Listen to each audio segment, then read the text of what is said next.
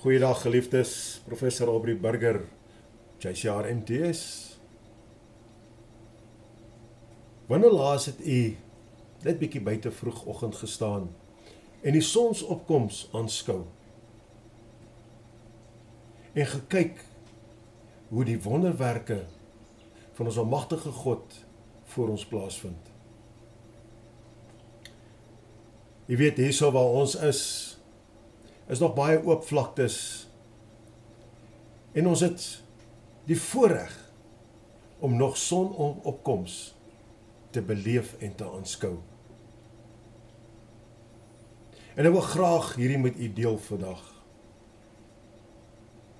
Jy weet, terwyl ek kyk hoe die son se strale oor die aarde stoot en die donker van die nag verdryf, is dit met ontzag wat ek weer eens besef hoe volmaak die skepingswerk van ons almagtige God en Hemelse Vader is.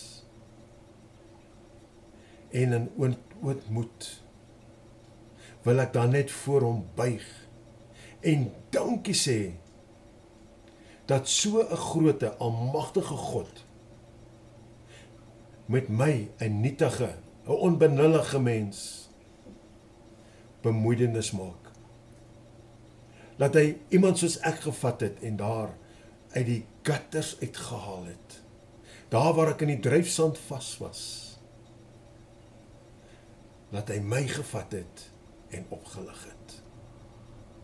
En so sal hy ook ieder en elk van u wat die behoefte het om met daai dryfsand en in daai moddermasse, daai vuilis uitgehaal uit te word, sal hy uithaal. Daarom mag die almagtige God en Hemelse Vader, mag hy elke donker wolk, ja, elke donker storm, wat in jou lewe heiliglik is, verdryf, en jou vul met sy vrede, blydskap en agape liefde. Dit is wat ek vandag oor ieder en elk van u uitspreek.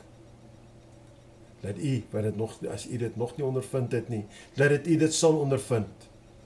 En as jy dan moontlik net op hierdie stadium mismoedig voel, of moedeloos is, dat dit u uit daai donkerte sal uithaal, en dat dit wegverdryf sal wees uit u lewens uit. Be safe, be blessed. Shalom.